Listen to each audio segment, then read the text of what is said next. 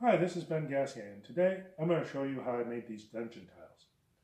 They were designed using Inkscape and they were cut with my GlowForge laser cutter. These tiles are great for games like Dungeons and Dragons, or basically any game that you need a random dungeon in which your players can play. You can either pre-make your dungeon ahead of time, or you can have players pick tiles from a bag and add to the dungeon as they're playing.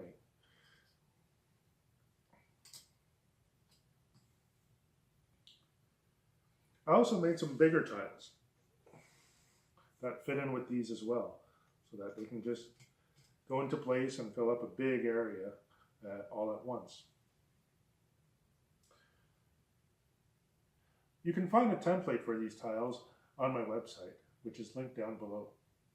You can also find the complete designs on my Etsy store, which is also linked. If you don't feel like making them yourselves, you can also purchase the tiles on Etsy.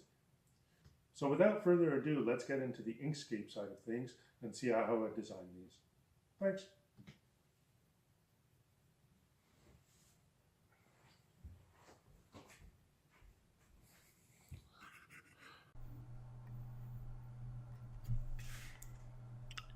So the first thing we're going to do is we're going to make a template for our tiles. I've already loaded in my template into Inkscape, so this is the template I use to make all my tiles. But I'm going to show you how I made this template. So the first thing is I'm going to make a square to represent our tile. So I'm going to make the square and I'm going to make it the exact dimensions I want. I wanted 1.5 by 1.5 inches. By default, my documents are in inches, so make sure yours are in inches as well, or whatever units you want to use. So that's my tile, and then now I need to add these little kind of puzzle bits to them. So let's make those little puzzle bits. So what I'm going to do is I'm going to make some shapes that I'm going to add on and subtract. So the little puzzle bits are kind of like a circle. So let's zoom in, and I'm going to make a circle about here. And as I'm making my circle, I'm holding Control down so that it's a perfect circle. Or, yes. I'm also going to make a square underneath it that I'm going to connect to. And what I'm going to do is I'm going to copy this, Control C, and then I'm going to edit, paste size. I'm going to paste the width so that my square is exactly the same width as my circle. Then I'm going to zoom in a bit more. I want these two to be perfectly aligned one with the other. So let's put them out of alignment so you can see what's going to happen. But I'm going to select these two and I'm going to go to Object, Align and Distribute. And that's going to give me a little toolbar on the right here, and I'm going to align them so that they are centered going up and down, center on vertical axis. So there we go. So now my two shapes are exactly aligned. And I don't like this blue fill, so I'm just going to select all my objects and tell them I don't want to fill at all and I want black lines. Makes it easier to see. Alright, so now I need to kind of connect this with kind of a nice curvy shape. Oops. Control Z. I'm just going to want to show you. So it's a circle that kind of goes into a curvy shape down to the square. All right, so let's do that. So I'm going to take this guy, the Bezier tool, yes, and I'm going to zoom in and click as close as possible to like the center of this line. And I'm going to go down and go to the corner of this one.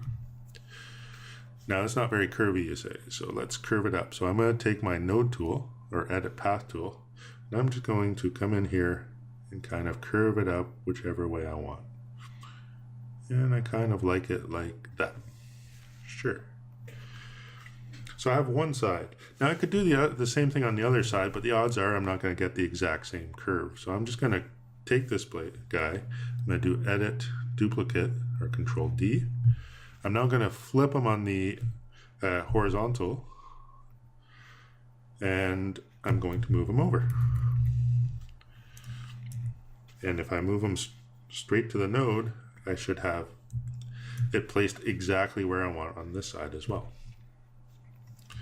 So, okay, so let's make these lines blue just to give us some reference. I'm going to go to my node tool again, and I want to connect the top here. So I'm going to select this guy, hit shift while I'm selecting and select this guy, and I'm going to join them. Oops, let's do that again. So I am going to select this guy, hit shift, and select this guy, and I'm going to join them. I'm going to do the same thing down here. And join. So I now have a shape that if I fill looks like this. All right. So let's give it back to black, get rid of the fill. And what I want to do is I want to combine these three shapes together. So select this guy, and select the rectangle. Now I'm going to say object or path. Oh, before I do that, sorry. If I select this object, this circle, it's telling me at the bottom that it's a circle. It's not a path, it's a circle. If I select this object, it's telling me it's a rectangle, and I want them all to be paths. So I have to do path, object to path. So it converts my rectangle to a path, and path, object to path, it converts my circle to a path. So we now have all paths. So I can select all three paths and say path, union, and it's going to combine them all. As you can see, it did have a bit of weirdness here where the circle met the line. So I can go in and I can like just select those nodes and join the selected nodes. I'm going to do the same thing on this side. And now I have a really nice kind of puzzle piece.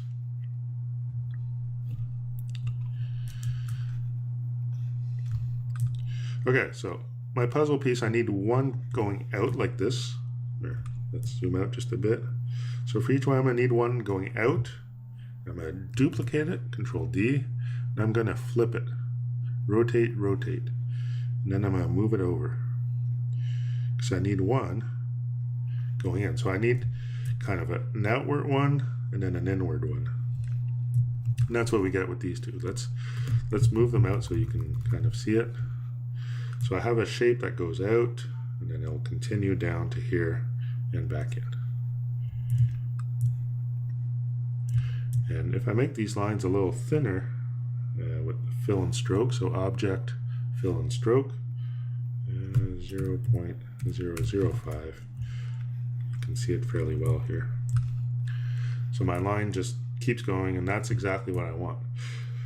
Now I need this to be exactly centered with this rectangle. So I'm going to group these two. I'm going to select them both, Control G to group them. And now I can go back to my align and distribute, and it's aligning to the last thing I selected. So I'm going to select those two, I'm going to select my rectangle, and I want them aligned. Boom. So now I know these two are exactly centered with my rectangle. And I find them a little small compared to my template, so I can actually grow these a little bit. There we go. And I'm going to realign them. Boom. Perfect. Now this little node here should be about on this line. Oops. So when I did that, I screwed up my alignment again. So I'm going to do that first. So I'm going to align this so that this is exactly where I want. And then again, I'm going to realign it so that it's exactly centered. And it looked like it already was. All right, perfect. All right, so I'm going to select all this and I'm going to group it. I'm also going to change the fill and stroke so that everything is 0.005. And now I need one of these kind of puzzle pieces on each side. So what I'm going to do is I'm going to take this and I'm going to duplicate it, Control D, or edit duplicate. And then I'm going to turn it. And I'm going to take this corner and I'm going to make sure that it snaps to that corner over there. I have some snapping enabled up here, so it snaps to nodes and it snaps to custom nodes, including rectangle corners. So it makes it easier to exactly align things when those snap options are enabled. And I'm going to keep doing that. So Control D to duplicate, turn it, and then move it so it snaps to the corner. Control D, turn, snap to corner. All right, now I'm going to select everything and I'm going to hit ungroup. So edit, Where's ungroup? I usually use Control-Shift-G. So I'm just going to use Control-Shift-G to ungroup, because I don't know where the ungroup is. So I'm going to hit Control-Shift-G to ungroup everything. I'm going to hit it several times because I want all my objects to actually not be grouped. Now when I did this, I got all these pieces I want, but I also got 4 extra rectangles. So I'm going to delete 1, 2, 3, and now I'm down to 1. If I delete one more, it's gone, so I'm going to undo that last delete. So we now have all the shapes we need in order to make this template. So what I want to do is I want to add, so let's color these. So the ones that are coming outwards, I'm going to color them in red. And the ones that are coming inwards, I'm going to color them in blue. And my big rectangle, I'm going to color in yellow. Why not? So I want to take all the red parts and add it to my yellow square. So I'm going to select the yellow. I'm going to select the 4 red parts. And I'm going to do Path, Union. So it now added those. Now it didn't do anything with the blue parts. If I move them, they're still there. So what I want to do with the blue parts is actually subtract those blue parts from the yellow. I could do it one at a time. So Path, Difference, so that'll do it. Or I could select all 4 and do Path, Combine, or Control K. So that's now one big path. And I'm going to select my yellow, and I'm going to select the blues, and I'm going to say Difference. And there we go. We subtracted those parts from the yellow. So we now have a tile that is basically the shape we want. I do prefer the puzzle pieces I did on the initial one, but that is the same process I used in both. So. Now we can verify that this actually is all symmetrical just by moving our tiles around and duplicating them. So I'm going to Control D to duplicate. I'm going to move it over to this handle. So I can see that this shape would actually fit exactly with the other shape. And if I rotate it, it should stay the same because it's also symmetrical. So I'm not seeing any differences at all when I rotate this shape. It's hard to see that it's actually rotating at all. And then I can take these two, duplicate them, and move them down over here and see that, yeah, so it all fits in a nice little puzzle piece. Okay, so let's delete the extras and keep moving. I'm going to bring in some tiles that I made previously, so I'm going to bring these in just to explain a few things. So these are the tiles that I made before. The path always start about midway here on each side, so that if they start and stop at the same places, so that if I connect them, the paths always continue. So if I had a path starting over here on this tile and over here on this tile, they wouldn't match up. So I made these kind of gray lines here to indicate where my paths should start and stop on every tile. So let's make some lines like that. So I'm just going to take my Bezier line tool, and I'm going to take a line from here. And I'm hitting Control as I move this to make sure that it's directly up and down. It will also snap to angles, but I want it to be up and down. And I'm going to go down to here and double click there. So that's one of my lines. And I'm going to duplicate it and move it. And as I'm moving, again, I'm holding Control so that it only moves it horizontally. I'm going to put it about where I want it on the other side as well. It doesn't have to be exact. Let's move this guy over a little bit. Now what I'm going to do is I'm going to take the two lines and I'm going to group them together with Control G so that they're now one object. I'm going to take that and select my square, and again I'm going to go to Align and Distribute, and I'm going to make sure that they are centered. So that way this line and this line are exactly equidistant from the corner. I'm then going to take my object, Control D to duplicate it, and flip it or rotate it 90 degrees. And now this is exactly equidistant from these corners.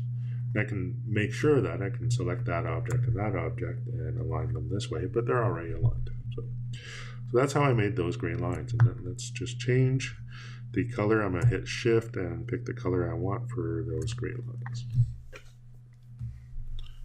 I now have my reference lines from where to start drawing my tiles.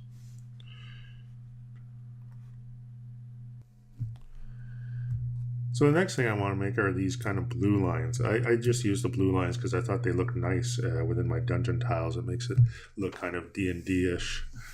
You don't need to make these lines if you don't want to have these decorative lines on your tiles. I'm going to show you how I made them anyways. So I'm just going to take one of these lines, my Control Shift G to ungroup it. I'm going to duplicate this line, and I'm going to bring it over to my corner over here. And I'm going to change the color to blue so that you can see the lines that I'm making are going to be blue. And in fact, I'm not going to put it on the corner. I'm going to put it right on the edge of over here. So now I'm going to do Edit, and I actually want these lines. Sorry, I'm going to back up a little bit. This is more or less the right height for the line, but whenever it passes over these puzzle spots, I actually want them to be longer. So I'm going to just stretch this line out so that it's longer than these puzzle spots. All right, so now I'm going to take my line and do Edit, Clone, Create Tile Clone. And this is actually a tool that will make multiple copies of my line. I'm going to reset it just so that all the stuff I've done previously isn't screwing anything up. And I'm going to decide how many rows and columns I want. I actually want one row. And I don't know yet how many lines I'm going to need. I'm going to put 30 just to try it.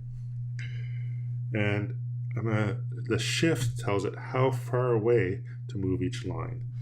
And it's by the percentage of the size of the object that you're copying. This line is very thin. So if I say 10%, and say create, it's going to create all these lines really close to each other. So, and you can see the space between each one is 10% of the width of the line. So I'm going to need a much bigger value. So let's try 1,000 and say create. Okay, so that's actually not bad. Let's go to 1,100. I'm trying to get this line to be right on there. So create, so 1,150. Create 1170, create, let's go a bit, 1180.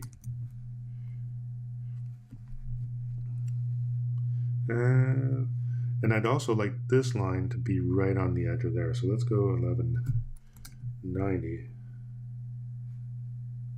1200, let's try 1200. That's pretty good. That's actually really good because I have one line right on the edge, one line right on the edge. This one is right about where this one would be if I had another copy. And I don't need 30, I probably only need like 20. So let's change that to 20, create, or even 17. There we go. Even 16. There we go. So I now have exactly the lines I want going this way. The create tile clone will actually have you'll have a duplicate line here. I don't know if you can see it or not. If I zoom out, you can see the last line all the way on the left is actually double. It's thicker than the other ones. That means there's two of them at the same spot. So I can pick one and delete, and now when I zoom out, they're the same size. Okay, so I want to select all these lines and I want to flip them the other way. So an easy way to select a lot of things is to hold Alt down while you're selecting. So you hold Alt and then you click your mouse and then you start dragging across the things that you want to select. Everything that you drag across is going to get selected. So I've now selected all of these lines. I'm going to group them. So path, I'm going to combine them into one path so it becomes one object. And that did not work, and because I forgot to do one thing. So I'm going to select them all again. And I have to unlink them from the clones. So right now they're all linked to the original line that I cloned. So I'm going to say clone. I'm going to unlink the clones. And then I should be able to do path combine. So it's now one path. And guess what I'm going to do? I'm going to duplicate it and I'm going to flip it. And perfect, I now have my grid lines. I think in my original template they're a little bit smaller, but you get the idea of how I created this. Okay, so I want to cut or erase all the lines that go outside of this shape. So first thing I'm going to do is I'm going to duplicate that shape so I have something to work with. I'm then going to take these two sets of lines that are two separate paths, and I'm going to combine it into one path. So path combined. So that's now one path that I can work with. So I want to cut that path everywhere that this yellow line intersects it. So I'm going to select this guy. I'm going to do Shift, select this yellow. I'm going to do Path, Cut Path. That's going to get rid of the shape that was on top. That's why I duplicated it. It's going to cut these lines anywhere that that shape intersected it. So now if I do Alt, and I can select things on the outside, and I do Delete, you can see it's deleting just the outside of the lines because all those lines have actually been cut.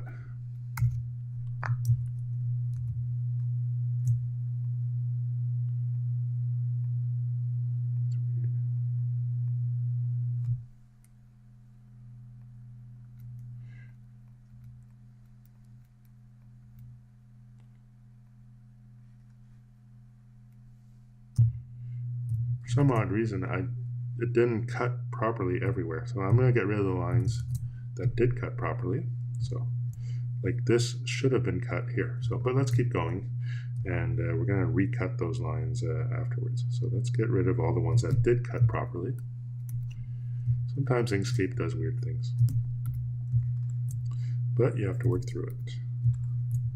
So all right, let's get rid of all these lines.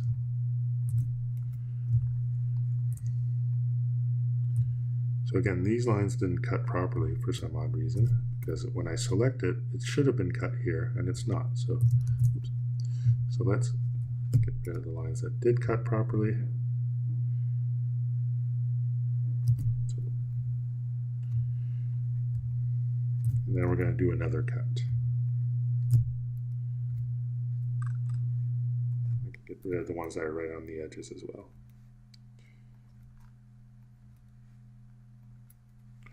All right, so let's do another cut. Let's select those 4 lines, or 6 lines, didn't cut properly. So Control K to combine them into one path. Take this guy, duplicate it. Take this path, and let's hope this time it will cut it. So cut the path. And there, this time it cut it. So I'm not sure why it didn't cut the first time, but we can work with it. So there we go. So I'm going to take my back shape and I'm going to get rid of the fill.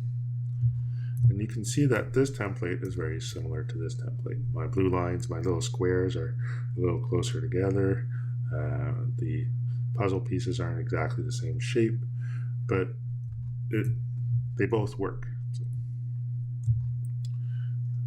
Now, one thing I didn't take into account, I remember now, in this one I made sure all my blue lines were centered right on the puzzle pieces. So I'm not sure what's going to happen. I'm going to group this, and I'm going to move it over, or duplicate it and move it over.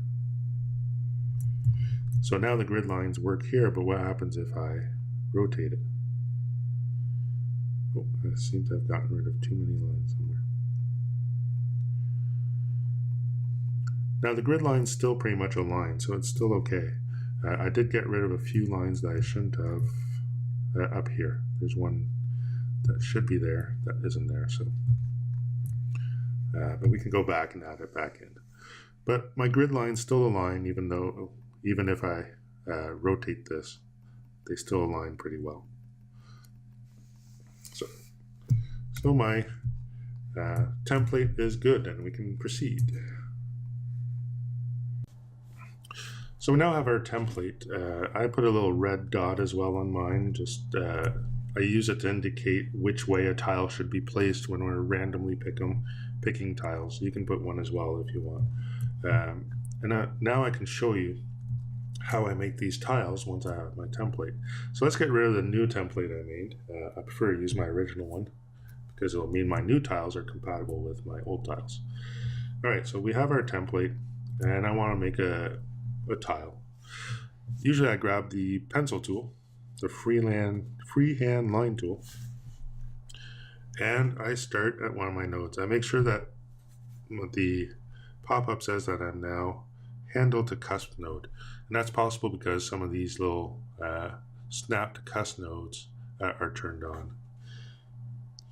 So I'm going to draw a line from this one to one of my other gray lines on one of the other sides.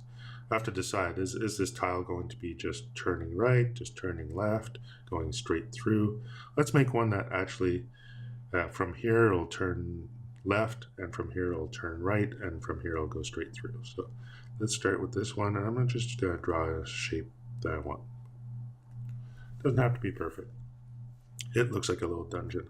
So this one I want it to go to this side, but let's make it take a nice long path down to that side. So now I want to make sure that I get down to this node. There we go.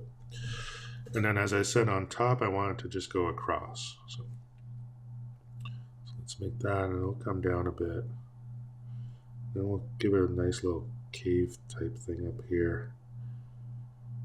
And there we go. So we have the path that we want for our tile. Now before we do anything else, usually I would save the template to something else. I do have it saved elsewhere, but if this is your first template, make sure you have a copy of the template elsewhere. You might want to duplicate it and then move it over and then work on it without destroying your initial template.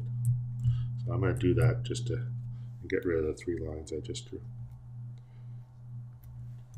Okay, so let's go back to the tile we're making. Now if I zoom in, these lines are really like scraggly and with lots and lots of nodes. I assume if I do the node tool and click on it, you can see there's lots and lots of nodes. So I'm going to select that one. I'm going to hit shift and select the next 2. And what I'm going to do is I don't want that many nodes. I would make loading it into my laser cutting program take a long time. And I don't need it to be that scraggly, to be honest. So I'm going to do path. I'm going to say simplify, Control L. And you can see that it really like kind of smoothed out my path. So I'm going to undo, redo. You can see how much it actually smoothed that out. And I can actually do it again. So Control L again, and you can see it kind of really simplifies things. You may end up with little nodes that look kind of odd, like this one kind of bends. You can come in and hit Control and just click on it, and it'll make it like kind of roundish. Same thing here. Just click on the node while you're holding Control, and it'll change the type of node that is. And you may want like little scraggly corners. That's okay too. So now I'm happy with this path. So let's take it all, and I'm going to combine it into one shape with path combined. So one path. And the reason I do that is I want to get rid of all the blue lines and the gray lines that are not within my path. So if you look, only things within the path have these little blue lines, and that makes them nice and mappish. So how am I going to do that? So I'm going to use that same thing that we did earlier where we cut the path. Now in my template, I think all my blue lines are one path. So I'm going to make sure. So this is a group. If I select all this, it's a group. You can see at the bottom, group of 1 object. So I'm going to ungroup it. So now it's a group of 6 objects. I ungroup it again. And I have 6 objects. So if I select these path, these blue lines, let's make sure I'm selecting the right thing. I'm going to change the color to purple. Yeah, that's the right thing. So back to blue. So that's one object of one path of all the layers. In the other template that I've now deleted, those lines might not have been a path. So you might have had to select all the lines and do path combined to make sure that it's one path. So I have one path, and I want to cut it everywhere that this black line, or let's make it a red line, passes. So first things first, I'm going to duplicate that red line, because when I use it to cut, it'll destroy it, it'll delete it. So I hit Control D, so now I have 2 of these lines, one on top of the other. I'm going to select the blue line, I'm going to select the red line with Shift, I'm going to do path, cut path. So now all my blue lines have now been cut where the red is. And I can then use that trick with the Alt and moving around to select. I'm just going to go around.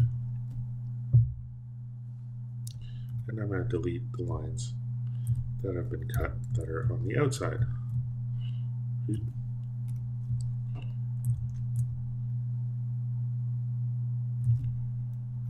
I just noticed this path is a little weird, so I might come in and just fix that. I might have to move it down a bit.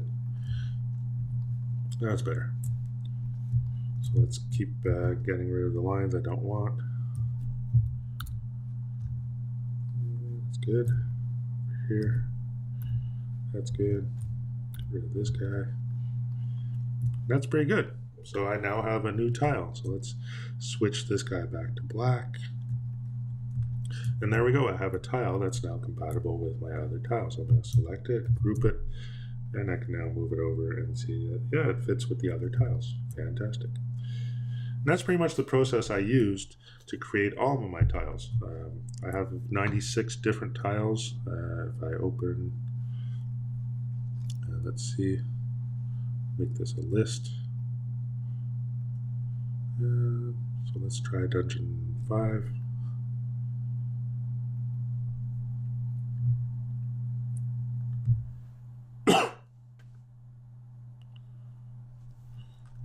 So you can see all the different tiles that I've created. Whenever I cut them, so if I put two tiles next to each other in order to cut, let's pretend they're two different tiles, this line is actually now a duplicate. So if I were to send this to the laser cutter, it would cut this line twice. So what I have to do, I'm going to do it over here, is I'm going to select this path. I'm just going to select all the nodes, and I'm going to get rid of that side. And then I can bring it back over here. Oops. Group. Bringing it back over here on the cusp. And now there's only one line between the two. So wash, rinse, repeat. Do this as many times as you want. Have as many tiles as you want. And then go and laser cut them. And you'll end up with a nice tile set. Okay, so I've loaded up one of my tile sets that I've created just to give you a bit of an overview of what you can do, just to give you some ideas. You're free to do whatever you want, but here are some of the ideas I had. So there's a lot of tiles that are just kind of plain, go left to right, go on corners. But then I made some interesting things like bridges. So this is a bridge that goes from this side to this side. These are stairs that are going up or down. These are kind of rubble that's blocking your path. A lot of things have like secret doors or letters like H and I, so that someone can make a list of things that they're going to encounter whenever they find the H or the I, whenever their players are doing things. Made some with like kind of rocky paths, some more stones blocking, more secret doors, and things of that sort. So you can have fun. You can make your shapes kind of cavernous, or more straight if you prefer kind of straighter lines. Let's go to the other one I made. Some of the tiles are really complex, like this guy over here, and some of them have like water going under a bridge, and some of them are just really simple tiles that, like, here's a dead end, and here's stairs, here's kind of a circular pool or something. And it's up to the players to interpret what the tiles actually mean. So, but I had a lot of fun making these. They were a great exercise just to see what kind of variety I could make. I've also started making some larger tiles. So I'm going to open these double tiles. Is that the right one? Sure.